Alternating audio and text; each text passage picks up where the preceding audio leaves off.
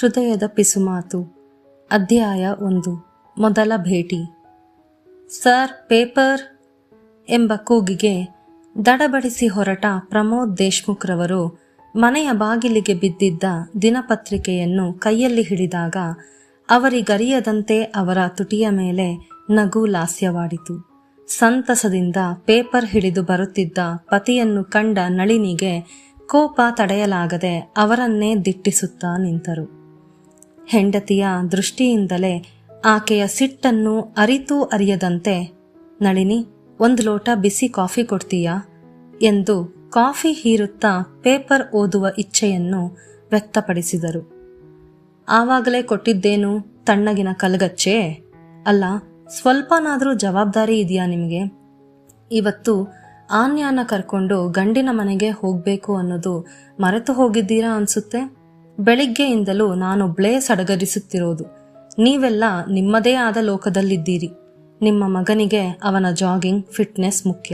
ನಿಮಗೋ paper, coffee ಇದ್ರೆ ಆಯ್ತು. ಇನ್ನು ನಿಮ್ಮ ಮಗಳು ಗಂಡು ಹುಡುಕುತ್ತಾ ಇರೋದು ಅವಳಿಗೆ ಅನ್ನೋದು ಮರೆತು ಗಂಟೆ 7 ಆಗ್ತಾ ಬಂದರೂ ನಿದ್ದೆ ಮಾಡ್ತಿದ್ದಾಳೆ. ನಾನೊಬ್ಳೇ ಎಲ್ಲಾ ಕಡೆನೂ ಒದ್ದಾಡಬೇಕು ಎಂದು ಬೇಸರದಿಂದಲೇ ಮಗಳನ್ನು ಎಬ್ಬಿಸಲು ಅವಳ ರೂಮಿನ ಕಡೆ ಹೊರಟರು. ಆನ್ಯಾ, ಏಳೆ ಲೇಟಾಯ್ತು ಎಂದು ಹೊದ್ದಿಕೆ ಎಳೆದು ಬಲವಂತವಾಗಿ ಎಬ್ಬಿಸಿ ಕೂಡಿಸಿದರು.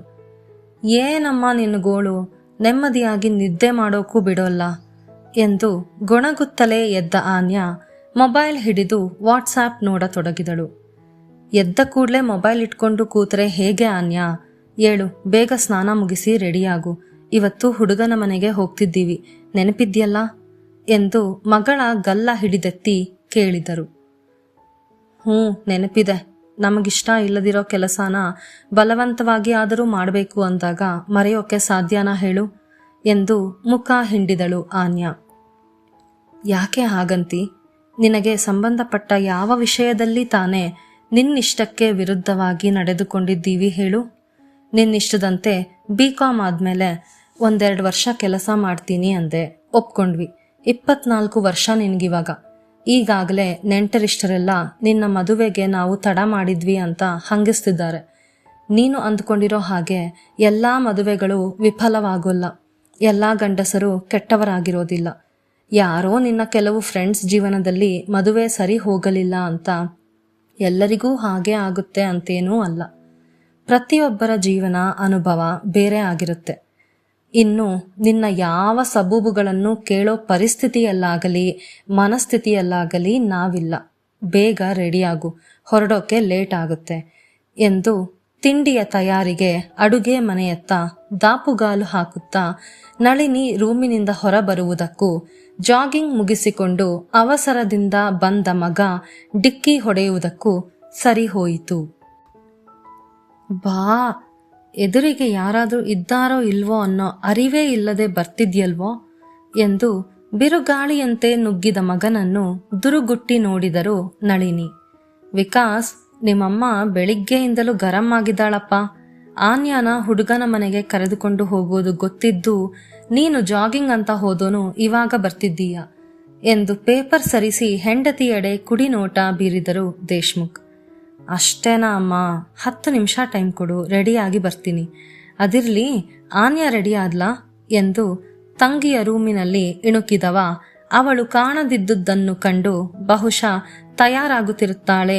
ಇರಲಿ, ನಾನು ರೆಡಿಯಾಗಿ ಬಂದು ವಿಚಾರಿಸಿಕೊಳ್ಳೋಣ ಈ ಬಜಾರಿನ ಎಂದು ತನ್ನ ರೂಮಿನ ಕಡೆ ಹೊರಟ ಮಗನನ್ನು ಕಂಡು ದೇಶ್ಮುಖ್ ಮುಗುಳು ನಕ್ಕರೆ, ಮಕ್ಕಳಿಗೆ ಜವಾಬ್ದಾರಿ ಕಡಿಮೆ ಎಂದು ನಿಟ್ಟಿಸುರು ಬಿಡುತ್ತಾರೆ ನಳಿನಿ.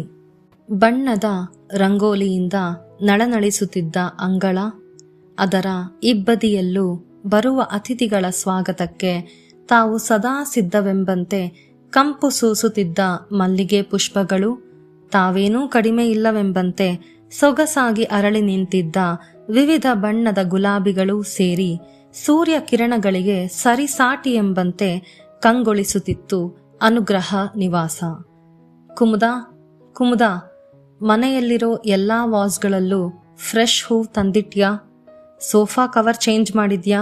ಹಾಗೆ ಎಂದು ಕೆಲಸದವಳನ್ನು ಕೂಗುತ್ತಾ ಮತ್ತೇನೋ ನೆನಪಿಸಿಕೊಳ್ಳತೊಡಗಿದ ಸುನಂದಿತಾರನ್ನು ತಡೆದು, ಅಮ್ಮ, ವಾಸ್ನಲ್ಲಿ ಹೂ ಚೇಂಜ್ ಮಾಡಾಗಿದೆ, ಸೋಫಾ ಕವರ್ ಚೇಂಜ್ ಮಾಡಾಗಿದೆ, ಅವರೆಲ್ಲ ಬಂದ ತಕ್ಷಣ ಕೊಡೋದಿಕ್ಕೆ ಜ್ಯೂಸ್ ರೆಡಿ ಇದೆ, ಯಾವ ಕೆಲಸನೂ ಪೆಂಡಿಂಗ್ ಇಲ್ಲ, ನೀನೇನು ಟೆನ್ಷನ್ ಮಾಡ್ಕೋಬೇಡ ಎಂದು ತಾಯಿಯನ್ನು ಕರೆತಂದು ಹಾಲಿನ ಸೋಫಾದಲ್ಲಿ ಕೂಡಿಸಿದಳು ವಂದನಾ. ಮನೆಯಲ್ಲಿನ ಪ್ರತಿಯೊಂದು ಕೆಲಸಕ್ಕೂ ಆಳುಗಳಿದ್ದರೂ ಮನೆಯ ಶಿಸ್ತು ಅಚ್ಚುಕಟ್ಟಿನ ಹಿಂದೆ ಸದಾ ತಮ್ಮ ಮಗಳ ಕೈಚಳಕವಿರುತ್ತದೆ ಎಂದು ಸುನಂದಿತಾರಿಗೆ ಗೊತ್ತು. ಮಗಳು ಮದುವೆಯಾಗಿ ಗಂಡನ ಮನೆಗೆ ಹೋದಾಗ ಈ ಮನೆಯ ಅಂದ ಚಂದ ಲವಲವಿಕೆ ಎಲ್ಲವೂ ಅವಳೊಂದಿಗೆ ಕೊಂಡೊಯ್ದಳು. ಆದರೆ ಅವಳು ಸುಖವಾಗಿದ್ದರೆ ಸಾಕು ಎಂದು ಭಾವಿಸಿದವರಿಗೆ ದೇವರ ಇಚ್ಛೆ ಬೇರೆಯೇ ಇದೆ ಎಂದು ಅರಿವಾದಾಗ ಒಬ್ಬಳೇ ಮಗಳ ದುರ್ವಿಧಿಯನ್ನು ನೆನೆದು ಮಮ್ಮಲ ಮರುಗಿದ್ದರು. ಇಂದಿಗೂ ಆ ಆಘಾತದಿಂದ ಚೇತರಿಸಿಕೊಂಡಿಲ್ಲ ಮನೋಹರ್ ಕಶ್ಯಪ್ ಹಾಗೂ ಸುನಂದಿತಾ ದಂಪತಿಗಳು. ಸಡಗರದಿಂದ ಅತ್ತಿಂದಿತ್ತ ಓಡಾಡುತ್ತಿದ್ದ ಮಗಳನ್ನೇ ತದೇಕ ಚಿತ್ತದಿಂದ ಗಮನಿಸುತ್ತಿದ್ದ ಸುನಂದಿತಾರಿಗೆ ಪತಿ ಮನೋಹರ್ ಬಂದದ್ದು ತಿಳಿಯಲಿಲ್ಲ. ಹೆಂಡತಿಯ ನೋಟದಿಂದಲೇ ಆಕೆಯ ಮನಸ್ಸಿನಲ್ಲಿ ನಡೆಯುತ್ತಿರಬಹುದಾದ ಘರ್ಷಣೆಯನ್ನು ಅರಿತ ಮನೋಹರ್, ಸುನಂದಿತಾ, ಚಿಂತಿಸುತ್ತಾ ಕೂರುವ ಸಮಯವಲ್ಲ ಇದು, ಇನ್ನೇನು ಹುಡುಗಿ ಮನೆಯವರು ಬರೋ ಸಮಯ ಆಯ್ತು. ನೀನು ಡಲ್ ಆಗಿದ್ರೆ ವಂದನಾ ಕೂಡ ಡಲ್ ಆಗ್ತಾಳೆ. ತನ್ನ ಅಕ್ಕ ಡಲ್ ಆಗಿರೋದನ್ನ ತ್ರಿಶೂಲ್ ಯಾವುದೇ ಕಾರಣಕ್ಕೂ ಸಹಿಸೋಲ್ಲ ಅನ್ನೋದು ನಿನಗೆ ಚೆನ್ನಾಗಿ ಗೊತ್ತಿದೆ. ಹೋಗು, ತ್ರಿಶೂಲ್ ರೆಡಿ ಆದ್ನಾ ನೋಡು ಎಂದು ಹೆಂಡತಿಯನ್ನು ಮಗನ ರೂಮಿನೆಡೆ ಹೊರಡಿಸಿದರು. ಎಲ್ಲ ಮೀಟಿಂಗ್ಗಳನ್ನು ಮಧ್ಯಾಹ್ನ ಪೋಸ್ಟ್ ಲಂಚ್ ಶೆಡ್ಯೂಲ್ ಮಾಡಿ, ಹಾಗೆ ಪಾಸ್ ಆಗಬೇಕಿರೋ ಚೆಕ್ಗಳು ಯಾವುದೂ ಡಿಲೇ ಆಗಬಾರ್ದು. ಆಫೀಸ್ ಕೆಲಸದಲ್ಲಿ ಮಗ್ನನಾಗಿದ್ದ ಮಗನನ್ನು ಕಂಡು ಕ್ಷಣ ಅವರ ಗತ ಜೀವನ ಕಣ್ಮುಂದೆ ಸುಳಿಯಿತು ಸುನಂದಿತಾರಿಗೆ. ಸಾಫ್ಟ್ವೇರ್ ಇಂಜಿನಿಯರ್ ಆದ ಪತಿ ಮನೋಹರ್ 3 ವರ್ಷಗಳ ಹಿಂದೆ ತಮ್ಮ ನಿವೃತ್ತಿಯ ವೇಳೆಗೆ ಪುಟ್ಟದಾಗಿ ಕೇವಲ 5 ಜನ ಕಾರ್ಮಿಕರೊಂದಿಗೆ ಸ್ಥಾಪಿಸಿದ ಕಶ್ಯಪ್ ಸಾಫ್ಟ್ವೇರ್ಸ್ ಇಂದು 50ಕ್ಕೂ ಮೇಲ್ಪಟ್ಟ ಕಾರ್ಮಿಕರ ಅನ್ನಕ್ಕೆ ದಾರಿಯಾಗಿದೆ ಎಂದರೆ ಅದು ತಮ್ಮ ಮಗ ತ್ರಿಶೂಲ್ನ ಶ್ರದ್ಧೆ, ಬುದ್ಧಿವಂತಿಕೆ ಹಾಗೂ ಪರಿಶ್ರಮದಿಂದ ಎಂಬುದನ್ನು ನೆನೆದು ಹೆಮ್ಮೆ ಎನ್ನಿಸಿತು ಸುನಂದಿತಾರಿಗೆ. ರೂಮಿನ ಬಾಗಿಲಲ್ಲಿ ನಿಂತು ತುಟಿಕ್ ಪಿಟಿಕ್ ಎನ್ನದೆ ತನ್ನನ್ನೇ ರೆಪ್ಪೆ ಮಿಟುಕಿಸದೆ ನೋಡುತ್ತಿದ್ದ ತಾಯಿಯನ್ನು ಕಂಡ ತ್ರಿಶೂಲ್ ಮಾಡುತ್ತಿದ್ದ ಕೆಲಸವನ್ನು ಅಲ್ಲಿಗೆ ನಿಲ್ಲಿಸಿ, ಯಾಕಮ್ಮ ಅಲ್ಲೇ ನಿಂತೆ, ಬಾ ಒಳಗೆ ಎಂದು ತಾನೇ ತಾಯಿಯ ಕೈ ಹಿಡಿದು ಒಳ ಕರೆತಂದು ಕೂಡಿಸಿ ಪುಟ್ಟ ಹುಡುಗನಂತೆ ಆಕೆಯ ತೊಡೆಗಾನಿಸಿ ತನ್ನ ಗಲ್ಲಕ್ಕೆ ಕೈ ಉರಿ ಕುಳಿತವನು, ಏನಾದರೂ ಹೇಳೋದಿತ್ತಾ ಅಮ್ಮ ಎಂದು ಆಕೆಯ ಉತ್ತರಕ್ಕಾಗಿ ಕಾಯುತ್ತಿರುವಾಗಲೇ ಮತ್ತೊಮ್ಮೆ ಆಫೀಸ್ನಿಂದ ಕಾಲ್ ಬರುತ್ತದೆ. ಅವಸರದಿಂದಲೇ ಮಾತನಾಡಿ ಮುಗಿಸಿ, ಸಾರಿ ಮಾ, ಹೇಳು ಎಂದು ತಾಯಿಯನ್ನು ದಿಟ್ಟಿಸಿದ. ಇವತ್ತೂ ಸಹ ಇಷ್ಟು ಬ್ಯುಸಿ ಆದರೆ ಹೇಗೋ, ಹುಡುಗಿ ಮನೆಯವರು ಬರೋ ಹೊತ್ತಾಯ್ತು, ಆಫೀಸ್ ಕೆಲಸ ಪಕ್ಕಕ್ಕಿಟ್ಟು ನಿರಾಳವಾಗಿರು, ಆಮೇಲೆ ಕೆಲಸದ ಯೋಚನೆಯಲ್ಲಿ ಹುಡುಗಿನ ನೋಡೋಕ್ಕೂ ಮರೆತೀಯ, ಹುಷಾರು. ಅಂದ ಹಾಗೆ ಫೋಟೋಲಿ ನೋಡಿದ್ದೇ ಮನಸ್ಸಿನಿಂದ ಮಾಸಿಲ್ಲ ಅಂದ್ಕೋತೀನಿ, ಹುಡುಗಿ ಅಷ್ಟು ಲಕ್ಷಣವಾಗಿದ್ದಾಳೆ, ತಿದ್ದಿಟ್ಟ ಗೊಂಬೆಯ ಹಾಗೆ ಎಂದ ತಾಯಿಯ ಮಾತಿಗೆ ಅವನಿಗರಿಯದೆಯೇ ತ್ರಿಶೂಲ್ನ ತುಟಿಗಳಲ್ಲಿ ಸಣ್ಣದೊಂದು ಕಿರುನಗೆ ಮೂಡಿ ಮರೆಯಾದದ್ದು ಸುನಂದಿತಾರ ಕಣ್ಣಿಗೆ ಬೀಳದೇ ಇರಲಿಲ್ಲ. ಅಮ್ಮ, ನನ್ನ ನೋಡಿದ್ರೆ ನಿಜ ನಿನಗೆ ಹಾಗನ್ಸುತ್ತಾ?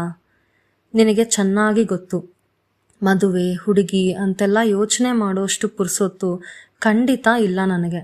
ನನ್ನ ಪ್ರಕಾರ ಮದುವೆ ಅನ್ನೋದು ಒಂದು ನೀಡ್ ಅಷ್ಟೆ, ಅವಶ್ಯಕತೆ, ಆದರೆ ಅನಿವಾರ್ಯ ಅಲ್ಲ.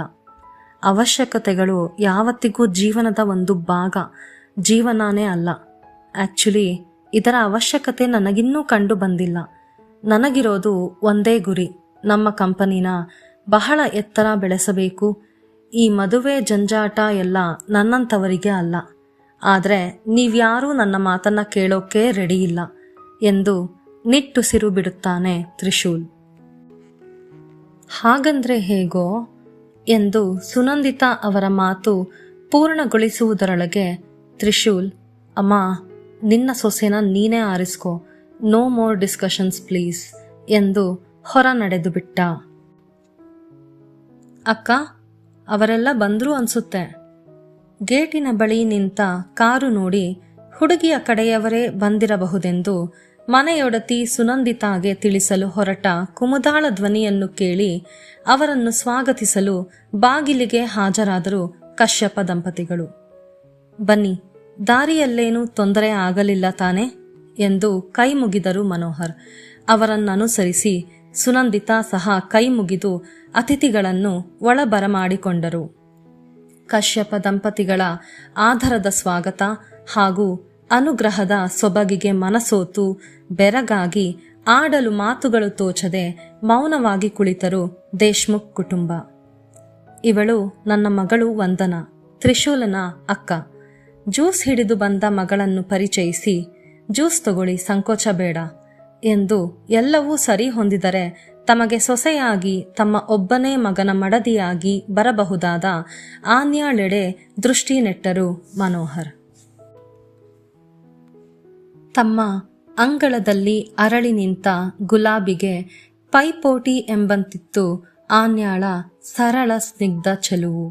ಅಲ್ಲಿದ್ದ ಪ್ರತಿಯೊಬ್ಬರ ಕಂಗಳು ಆನ್ಯಾಳಿಂದ ಕದಲಲಿಲ್ಲ. ಅದೇಕೋ ಮೊದಲ ನೋಟದಲ್ಲಿಯೇ ಆನ್ಯಾ ಕಶ್ಯಪ ದಂಪತಿಗಳು ಹಾಗೂ ವಂದನಾಳಿಗೆ ಮೆಚ್ಚುಗೆಯಾದಂತಿತ್ತು.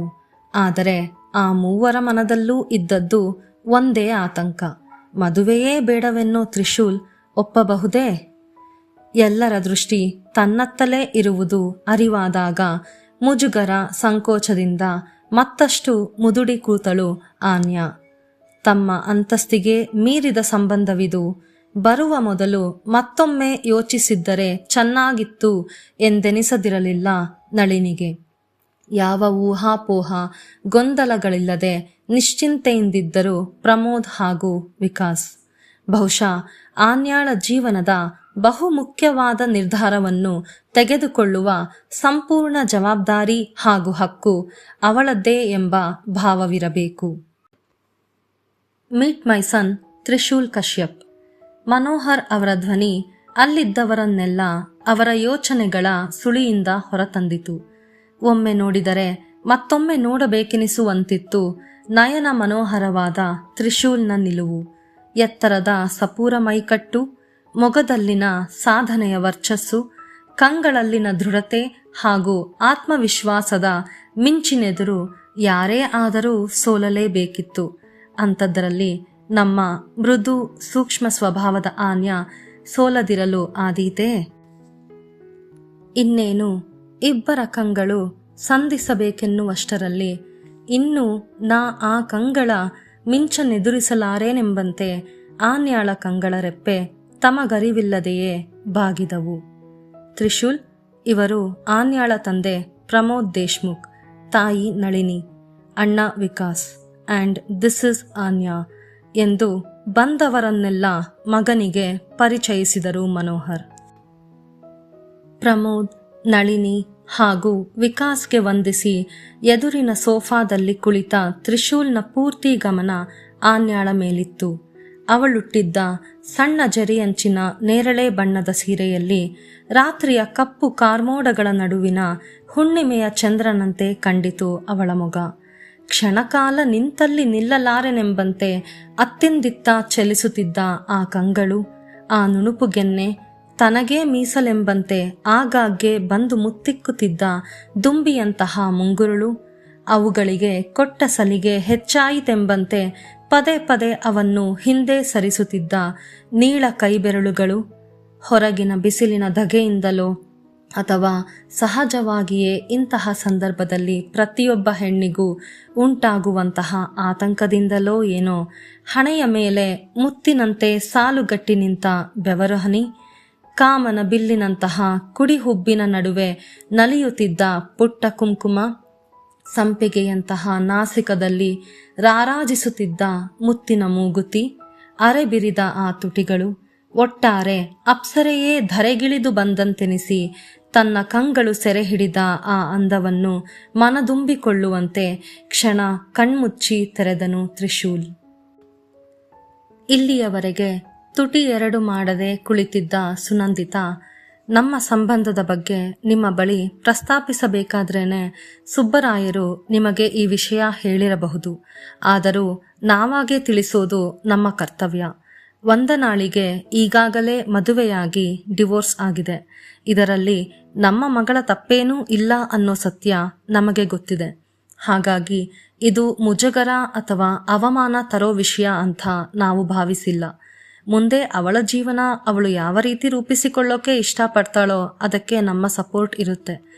ಮುಂದೆ ನಮಗೆ ಬೀಗರಾಗೋರು, ಈ ಮನೆಗೆ ಸೊಸೆಯಾಗೋಳು ನಮ್ಮ ಈ ಪರಿಸ್ಥಿತಿನ ಅರ್ಥ ಮಾಡಿಕೊಳ್ಳೋರಾಗಿರ್ಬೇಕು ಅನ್ನೋದೇ ನಮ್ಮ ಆಸೆ ಎಂದು ತಾನು ಹೇಳಿದ್ದು ಸರಿಯೇ ಎಂಬಂತೆ ಗಂಡನ ಮುಖವನ್ನು ನೋಡಿದರು. ನಮಗೆ ಬೇರೆ ಇನ್ಯಾವ ರೀತಿ ಕಂಡೀಷನ್ಸ್, ಎಕ್ಸ್ಪೆಕ್ಟೇಷನ್ಸ್ ಏನೂ ಇಲ್ಲ. ಜಾತಕ ಹೊಂದಿದೆ, ಮದುವೆ ಸರಳವಾಗಿ ನಡೆದರೆ ಸಾಕು. ನಮಗೇ ದೇವರು ಸಾಕಷ್ಟು ಅನುಕೂಲ ಕೊಟ್ಟಿದ್ದಾನೆ. ತ್ರಿಶೂಲ್ ಅಂತೂ ನಮ್ಮ ಕಂಪನಿನ ಚೆನ್ನಾಗಿ ಬೆಳೆಸಬೇಕು ಅಂತ ಹಗಲು ರಾತ್ರಿ ಅನ್ನದೇ ದುಡಿಯುತ್ತಿದ್ದಾನೆ. ಹಾಗಾಗಿ ಬಂದ ಸೊಸೆ ಕೂಡ ಕೆಲಸ ಅಂತ ಹೋಗೋದು ನಮಗೆ ಅಷ್ಟಾಗಿ ಇಷ್ಟ ಇಲ್ಲ. ಮನೆ ಪೂರ್ತಿ ಓಡಾಡಿಕೊಂಡು ಖುಷಿಯಾಗಿದ್ದರೆ ಸಾಕು. ಮುಖ್ಯವಾಗಿ ಹುಡುಗ ಹುಡುಗಿ ಒಪ್ಪಬೇಕಷ್ಟೆ. ಅವರಿಬ್ಬರು ಪರ್ಸನಲ್ ಆಗಿ ಮಾತಾಡೋದಾದರೆ ಮಾತಾಡಲಿ, ನಮ್ಮದೇನೂ ಅಭ್ಯಂತರ ಇಲ್ಲ. ತ್ರಿಶೂಲ್ ಎಂದು ಮಗನ ಕಡೆ ನೋಡಿದರು ಮನೋಹರ್. ಏನಿಲ್ಲ ಎಂದನು. ಇತ್ತ ಪ್ರಮೋದ್ ಹಾಗೂ ನಳಿನಿ ಮಗಳೆಡೆ ನೋಡಿದಾಗ ಆನ್ಯಾ ಕೂಡ ಮಾತಾಡಲು ಏನೂ ಇಲ್ಲವೆಂಬಂತೆ ಅಡ್ಡಡ್ಡ ತಲೆಯಾಡಿಸಿದ್ದನ್ನು ಕಂಡ ಸುನಂದಿತಾ ಕಾಫಿ ತರ್ತೀನಿ ಎಂದು ಅಡುಗೆ ಮನೆಯ ಕಡೆ ನಡೆದಾಗ ವಂದನಾ ಕೂಡ ಅವರನ್ನು ಹಿಂಬಾಲಿಸಿದಳು. ಅಮ್ಮ, ನನ್ನಿಂದ ನೀವುಗಳು ಬಂದವರ ಎದುರು ತಲೆ ತಗ್ಗಿಸೋ ಹಾಗಾಯ್ತು, ಸಾರಿ ಮಾ ಎಂದು ಹನಿಗಣ್ಣಾದ ಮಗಳನ್ನು ನೋಡಿ ಸಂಕಟ ತಡೆಯಲಾಗಲಿಲ್ಲ ಸುನಂದಿತಾರಿಗೆ. ಹಾಗೆಲ್ಲ ಹೇಳ್ಬೇಡ ಕಂದ, ನಮ್ಮ ತಪ್ಪಿಗೆ ನೀನು ಶಿಕ್ಷೆ ಅನುಭವಿಸೋ ಹಾಗಾಗಿದೆ. ಇದರಲ್ಲಿ ನಿನ್ನ ತಪ್ಪೇನೂ ಇಲ್ಲ. ನಿನ್ನದಲ್ಲದ ತಪ್ಪಿಗೆ ನಿನ್ನ ನೀನು ಅಪರಾಧಿ ಸ್ಥಾನದಲ್ಲಿ ನಿಲ್ಲಿಸಿ ಶಿಕ್ಷೆ ವಿಧಿಸ್ಕೋಬೇಡ ಪ್ಲೀಸ್. ನನ್ನ ಕಾರಣದಿಂದ ತ್ರಿಶೂಗೆ ಬಂದಿರೋ ಸಂಬಂಧ ಕೈತಪ್ಪಿ ಹೋಗಬಾರದು ಅಷ್ಟೇ ಎಂದ ಮಗಳನ್ನೇ ಪ್ರೀತಿಯಿಂದ ದಿಟ್ಟಿಸಿದರು. ಹಾಗೇನೂ ಆಗಲ್ಲ. ನಾವು ಅವರಿಂದ ವಿಷಯ ಮುಚ್ಚಿಟ್ಟಿಲ್ಲ. ತಿಳಿಸಬೇಕಾದಷ್ಟು ವಿಷಯಗಳನ್ನು ತಿಳಿಸಿದ್ದೀವಿ. ಉಳಿದದ್ದು ಅವರಿಗೆ ಬಿಟ್ಟಿದ್ದು ಎಂದು ಕಾಫಿಯ ಕಪ್ಪುಗಳನ್ನು ಕೊಟ್ಟು ಕಳುಹಿಸಿದರು ಸುನಂದಿತಾ. ನಗುಮೊಗದಿಂದ ಕಾಫಿ ತಂದ ವಂದನಾಳನ್ನು ಕಂಡು ಈ ಹುಡುಗಿ ಎಷ್ಟೆಲ್ಲ ದುಃಖವನ್ನು ಮನದಲ್ಲಿ ಬಚ್ಚಿಟ್ಟುಕೊಂಡು ಮೇಲೆ ನಗುನಗುತ್ತಾ ಇದ್ದಾಳೆ ಪಾಪ ಎನಿಸದೇ ಇರಲಿಲ್ಲ ದೇಶ್ಮುಖ್ ಕುಟುಂಬದವರಿಗೆ. ಸರಿ, ನಾವಿನ್ನು ಬರ್ತೀವಿ ಎಂದು ನಿಂತು ನಮಸ್ಕರಿಸಿದರು ಪ್ರಮೋದ್ ಹಾಗೂ ನಳಿನಿ. ನೈಸ್ ಮೀಟಿಂಗ್ ಯು ಎಂದು ತ್ರಿಶೂಲ್ನ ಕೈ ಕುಲುಕಿದ ವಿಕಾಸ್. ಯಾರಿಗೆ ಏನು ಹೇಳಬೇಕೆಂದು ತೋಚದ ಆನ್ಯಾ ವಂದನಾಳೆಡೆ ಸ್ನೇಹಮಯ ನಗೆ ಬೀರಿ ಅಪ್ಪ ಅಮ್ಮ ಅಣ್ಣನನ್ನು ಹಿಂಬಾಲಿಸಿದಳು.